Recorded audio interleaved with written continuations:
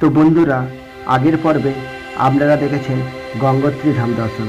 গঙ্গোত্রী ধামের পর তৃতীয় ধাম হচ্ছে কেদার দর্শন। তা কেদারনাথ পৌঁছানোর জন্য অবশ্যই আপনাকে গঙ্গোত্রী থেকে প্রথমে পৌঁছাতে হবে সোনপ্রয়াগ।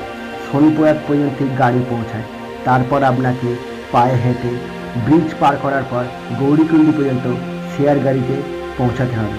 সোনপ্রয়াগ থেকে ব্রিজটা পার হয়ে যাওয়ার পর আপনাদের গৌরীকুণ্ডীর জন্য এখান থেকে গাড়ি নিতে হবে।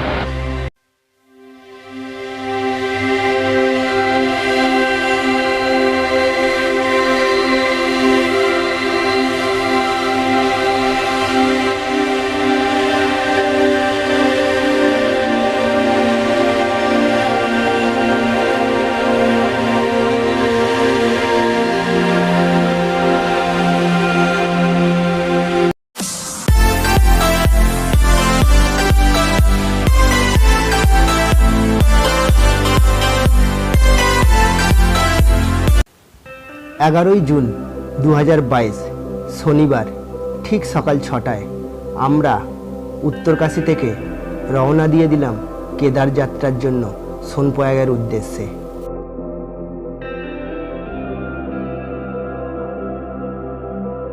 তো আমরা উত্তরকাশীর আবাসন থেকে খুব সকাল সকাল চেক আউট করে নিলাম। তো খুব সকাল সকাল উত্তরকাশীর রামলীলা ময়দানকে বাই বাই জানিয়ে আমরা এখন যাত্রা করে দিলাম সোনপ্রয়াগের উদ্দেশ্যে, গন্তব্য কেদারনাথ। দুই চোখে ঘুম নিয়ে এত সকালে গাড়িতে উঠেছি। গাড়ির দোলুনি ও সকালের ঠান্ডা হাওয়া গায়ে লাগতে সে এক আলাদা অনুভূতির আবেগে দু চোখ অঘোর ঘুমে জড়িয়ে আসছে। তবু একটু জোর করেই চোখ চেয়ে থেকে প্রাণ ভরে উপভোগ করে নিচ্ছি রাস্তার দুদিকের সৌন্দর্য। ঘড়ির কাঁটায় তখন সকাল 5টা বাজে।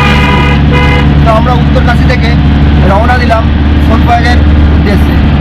টুরিস্ট ম্যাপ 246 কিলোমিটার দেখালো। আমার ড্রাইভার সাহেবের কাছ থেকে আমি জানতে পারলাম আমাদের গাড়ি চলবে প্রায় অনেকটা লং জার্নি, 260 কিলোমিটার। তার রাস্তা অনেকটাই আঁকাবাঁকা পথ, পাহাড়ি রাস্তা, একদিকে সুউচ্চ পাহাড়, ডান দিকে গভীর খাদ, সাথেই আমার ডান সাইডে বয়ে চলেছে গঙ্গা।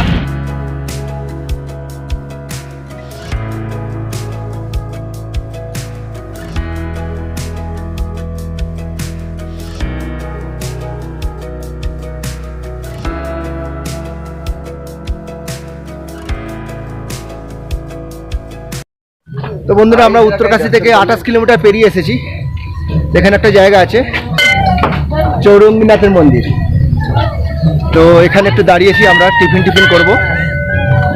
যে শিবশঙ্করের 9 রতন ছিল, তার মধ্যে হচ্ছে চৌরঙ্গীনাথ। চারধাম যাত্রা কথাটি শুনতে খুব ছোট লাগলেও কিন্তু পুরো যাত্রাপথটি খুব একটা সহজ ও আরামদায়ক নয়। কারণ পুরো যাত্রাটি একটি নিয়মের মধ্যে দিয়ে অতিক্রান্ত হয়। রাতে ঘুমাও, আবার খুব ভোরে ওঠে গাড়িতে ওঠো। সারাদিন গাড়িতে চলার রাস্তা খুব একটা সহজ ও সরল নয়। পুরো 10 দিন সময় নেয় পুরো যাত্রাটি সম্পন্ন করার জন্য। এরই মধ্যে আমাদের মধ্যে অনেকে অসুস্থ হয়ে পড়েছে, কারোর ঠান্ডা লেগেছে, কারো বা অল্প স্বল্প শরীরে জ্বর। তবুও সব কিছুর মাঝে কেদার দর্শন জীবনের একটি বড় পাওনা। মনের মধ্যে সেই আনন্দ নিয়েও আমরা এগিয়ে চলেছি কেদারের পথে। সম্পূর্ণ চারধাম যাত্রাপথে চারধাম দর্শন ছাড়াও উত্তরাখণ্ডের প্রাকৃতিক সৌন্দর্য উপভোগ করা এটাও একটি উপরি পাওনা বটে। কারণ সম্পূর্ণ যাত্রাপথে পাহাড়, রাস্তা, নদী, ঝর্ণা, চারিদিকের সৌন্দর্য যা আপনার মনকে অনাবিল আনন্দ দেবে, যা থেকে আপনি চোখ ফেরাতে পারবেন না। সকাল 9টা, অনেকটাই চড়াই পথ, রাস্তায় চারিদিকে পাহাড়, পুরো জিগজ্যাগ রোড, কখনো এদিক কখনো ওদিক। এখানে দাঁড়িয়েছি, একটু হাত পা ছাড়িয়ে নিই। পাহাড়টা খুব সুন্দর, অনেক নিচে।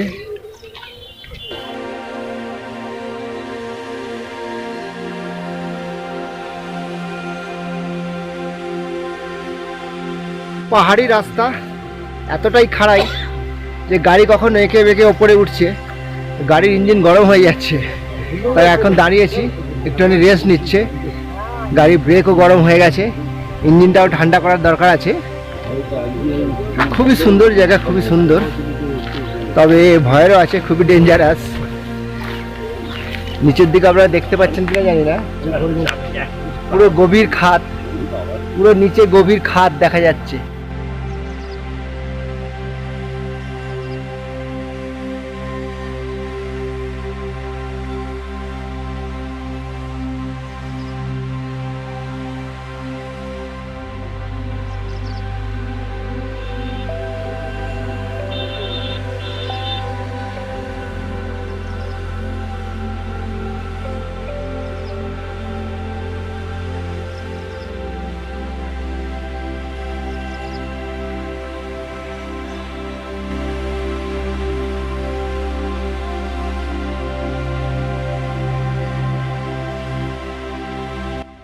তো অনেকটা সময় হয়ে গেছে, রাস্তায় বেরিয়ে আমরা তো নামছি, দাঁড়াচ্ছি, আমরা তো খাচ্ছি, গাড়িকেও তো কিছু খেতে দিতে হবে। তো গাড়ি তো খাওয়ার সময় হয়ে গেছে, গাড়িকেও কিছু এখানে খাইয়ে নেওয়া হচ্ছে। এরপরে আমরা আবার বেরাবো, আবার রওনা দেবো কেদারনাথ। জয় কেদারনাথ কি। আমাদের এখানে একটা হোমস্টে আছে, তা হোমস্টের মধ্যে আমরা দুপুরে দাঁড়িয়েছি। এখানে অনেকেই রেস্ট নিচ্ছে, বসে আছে, তো অনেকে খাওয়া দাওয়া করছে, কেউ চা করছে। এখান থেকে আমরা দুপুরে লাঞ্চ সেরে আবার আমাদের কেদারনাথের উদ্দেশ্যে রওনা দেবো। ঠাকুমা ঠিক আছে তো? কেদারনাথে উঠতে পারবেন তো? কটা বাজে? তো 12টা বাজে। লাঞ্চের সময় হয়ে গেছে অবশ্য। তা আমাদের এখানে একটা রান্না বাড়া হচ্ছে। এখানে একটা জায়গায় বসে খরসলি বলে জায়গা আছে, তা দুপুর হয়ে গেছে এখানে। যে দিলীপ দা আজকে রান্নাটা ভালো করে করবে কিন্তু, এদিকে দেখাও। রান্নাটা হচ্ছে এখানে, দুপুরে খাওয়া দাওয়া হবে। তারপরে রাস্তা অনেকটাই রাস্তা, তা আমরা অতিক্রান্ত করে যাব, খাওয়া দাওয়া করে নিই। তো এখানে খরসলি বলে যে গ্রামটা, আমরা এই হোমস্টে নিয়েছি, এখানে অ্যাকচুয়ালি লাঞ্চে খাবার হবে, খেয়ে দিয়ে আবার রওনা দেবো। তা গ্রামটা একটু ঘুরে দেখে নিই। তা অ্যাকচুয়ালি উত্তরাখণ্ডের সমস্ত টোটালি পাহাড়ের ওপর দিয়ে যাচ্ছি, যেতে যেতে অনেক গ্রাম পড়ছে। তা উত্তরাখণ্ডের প্রতিটা জায়গায় দেখতে খুবই সুন্দর, প্রাকৃতিক সৌন্দর্য খুবই অপূর্ব। এখানে সব নিচে অনেক আবাদি জমি আছে, তা জমি চাষ হচ্ছে। তা আমি একটু গ্রামটা ঘুরে একটু দেখে নিই। জমি চাষ হচ্ছে, সব চাষ হয়েছে, অনেকটাই নিচে আমি নেমেছি। তো সামনে একটা নদী আছে, নদীর কাছে আমি একটু যাব। সুন্দর জায়গা, অনেকটাই নেমে পড়েছি। উপরে সব বাড়ি, উপরের বাড়ি দেখা যাচ্ছে। আমার সাথে আর একজন আছে, উনিও আমার সাথ দিচ্ছে কখনো কখনো। তো এই আমি একটা নদীর ধারে এসে গেছি, সামনেই দেখা যাচ্ছে নদী, খুব সুন্দর একটা নদী বয়ে যাচ্ছে। এই যে দেখুন, খুব সুন্দর তাই নদীটা, খুবই ভালো একদম। মানে উত্তরাখণ্ডের যে প্রাকৃতিক সৌন্দর্য যে কতখানি অপূর্ব, তা আপনাদেরকে আমি বলে বোঝাতে পারছি না। দেখতেই পাচ্ছেন আপনারা, এই যে নদী বয়ে যাচ্ছে, উপরে এই যে পাহাড়, উপরে পাহাড়, আমার পিছনে একটু দেখুন এই যে ঝর্ণা, ঝর্ণা মানে নদী, একটা ছোটোখাটো নদী উপর থেকে বয়ে আসছে। আর একটা নদীর মাঝখানে যেতে পারি।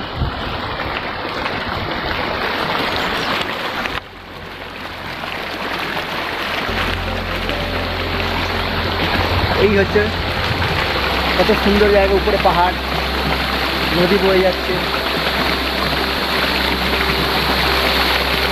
খুবই সুন্দর। এই যে এনাকে দেখতে পাচ্ছেন বাবাজি, ইনি হেঁটে যাবে কেদারনাথ। তাহলে চিন্তা করতে পারছেন কতটা স্ট্যামিনা, কতটা উনি হেঁটে पैदल চলে যাবে কেদারনাথ। আর আমরা গাড়ি করে 4 ধাম যাচ্ছি। 4 ধাম, दो धाम हो गया, গঙ্গোত্রী, যমুনোত্রী দর্শন হয়ে গেছে। তা এখন উনি যাচ্ছে পায়ে হেঁটে। जय बाबा केदारनाथ, जय बाबा भोलेनाथ। हमको भी आशीर्वाद दीजिए, जैसे हम पहुंच सकते हैं पैदल। सब आराम से पैर पे पहुंच हाथ जाए। रखिए, पैर पे हाथ प्रभु रखिए। देखो, मन के अंदर भाव होना चाहिए। जय बस बाबा बस, भोलेनाथ। जय बाबा भोलेनाथ। मन के अंदर भाव है तो आदमी का है। मैं तो अभी 4160 किलोमीटर नर्मदा परिक्रमा करके आया। बहुत अच्छा है। महाराष्ट्र, गुजरात, MP तीनों प्रांत उसमें आता है। सबसे बड़ी परिक्रमा भारत देश की वही है, नर्मदा बाबा जी, खंड। ऑल द चलो बेस्ट। जय बाबा भोले की जय। উত্তরকাশী থেকে সোনপ্রয়াগ পর্যন্ত 260 কিলোমিটার রাস্তার মধ্যে প্রায় 200 কিলোমিটার রাস্তাই খুব চড়াই। কারণ আমি যে গাড়িতে বসেছিলাম সেই গাড়ির আওয়াজ শুনে আমি অনুভব করতে পারলাম যে আমরা খুব চড়াইয়ের মধ্যে উঠতে চলেছি। রাস্তার এই জায়গাটার পর থেকে আমি লক্ষ্য করলাম আমার বাম দিকে অলোকনন্দা নদী আমার সঙ্গী হয়ে গেছে এবং রাস্তা খুব সুন্দর এবং চওড়া।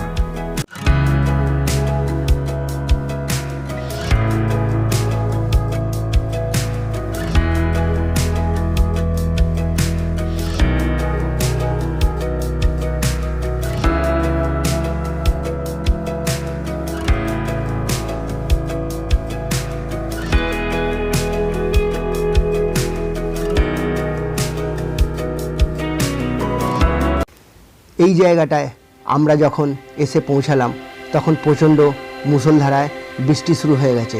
এই জায়গাটার নাম হচ্ছে গুপ্তকাশী। চারিদিকে বাজার এবং অসংখ্য হোটেল এখানে আছে। কেউ মনে করবে কেদার যাত্রার জন্য নাইট স্টে এই জায়গাতেও করতে পারে। গুপ্তকাশীর পর থেকেই আমি আবহাওয়ার পরিবর্তন লক্ষ্য করতে লাগলাম। কুয়াশা সম্পূর্ণ রাস্তা, অ্যাকচুয়ালি কুয়াশা নয়, পুরো মেঘের মধ্যে দিয়ে আমাদের গাড়ি যাচ্ছে। মাঝে মাঝে মেঘের ভিতর বিদ্যুতের ঝলকও আমি লক্ষ্য করতে লাগলাম। হঠাৎ করেই এই জায়গাটার পর থেকেই আমি একটু ঠান্ডাও অনুভব করতে লাগলাম। দুদিকে অসংখ্য গাড়ির পার্কিং দেখি আমি বুঝতে পারলাম আমরা আমাদের গন্তব্যের কাছাকাছি আসতে চলেছি। তো এই জায়গাটা হচ্ছে ফাটা। তো ফাটা থেকে হেলিপ্যাড বুক করতে হয় টিকিট। তা এখন এত লোকজন হচ্ছে, এত ভিড়, তার জন্য এখন পুরো ওয়েটিং চলছে। ওয়েটিং টিকিট ভেবেছিলাম আমরা চপারে যাব, কিন্তু এখানে লেখা দেখাচ্ছে वेटिंग टाइम 5 डेज मिनिमम। कृपया बैग लोगों की अधिक होने के कारण टिकट के लिए लाइन लगाए ना लगाए। तो हमारे तो आशा पूर्ण हलो ना चपड़े जावा, तो पाए हेঁটে যেতে হবে। চলুন যাওয়া যাক। ফাটা থেকে রেট দেওয়া আছে হেলিকপ্টারের, ডবল হয়ে 4720, সিঙ্গেল হয়ে 2360, সিরসি থেকে 4680 এবং সিঙ্গেল 2340।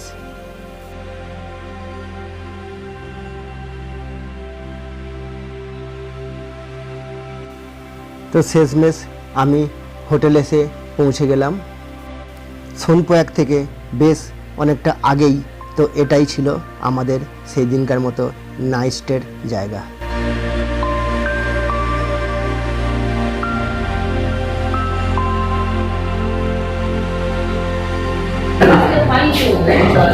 ঠিক আছে, ঠান্ডা লাগছে?